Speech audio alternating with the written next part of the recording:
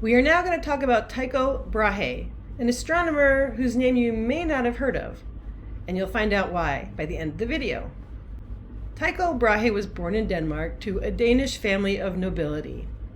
He was interested in astronomy at a very early age, and by the age of 30, he had an observatory which was funded by the King of Denmark. He spent 20 years making very careful observations of the sun, the moon, and the stars. He was a very precise measurer. Now, none of these data really came to any fruition while he was alive.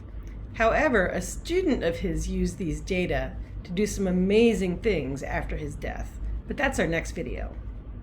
Here's a painting of him. Well, I guess it's a painting of him with a painting of him inside of it. So here's a scribe at the table. Here is Tycho Brahe looking up. And this is a giant mural of him, I guess. And here's a giant instrument that has angles notched into it. And so he, again, was very good at looking at angles between objects and measuring them very carefully. So what he was looking for to support Copernicus and the heliocentric model of the solar system was something called stellar parallax. So what is that?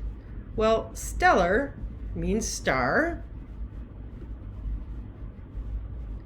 and parallax in this case means a change or some sort of alteration. So let's talk about the word parallax first, and then we'll get to the stellar part. What I'd like you to do is to grab a pen or a pencil, and I want you to hold it in front of you. And instead of putting the computer screen in front of you, put something else that's a little farther in the distance and look at the pen. Now I want you to close one eye, and if you are not able to do that, just cover it and look at what that pen lines up with in the distance. After you figure that out, switch your eyes. Close the one you had open the one you had closed, and look at where it falls in the distance. And it should be at a different location. Now, the pen didn't move, your head didn't move. What happened was your eyes are not exactly in the same place, and so there was parallax, an apparent change in the position of the pen. It didn't really change position, of course, but it appeared to, because you're observing from two different places.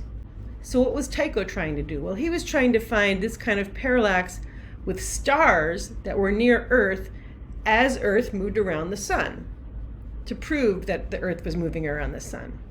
So let me show you. This is something that I would do in my classes, and I wish we were in a classroom so we could do this together. But what I do is I ask for volunteers to stand along the chalkboard. So here I have a bunch of students standing bravely along the chalkboard, and they represent distant stars, stars that are far, far away. Then I have another volunteer who is standing in the middle of the room, and that person's a nearby star. And then I have a star that's the sun, and that's usually me, so I put my face there. And then I have another student, and I ask that student to be the Earth. And that student's right here.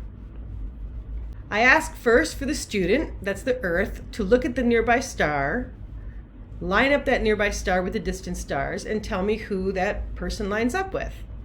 And so here we have the Earth looking at the star, and she tells me, this star lines up with the guy in the blue pants and the green shirt. Okay, great. 6 months later, if the Earth really goes around the sun, the Earth's going to be over here.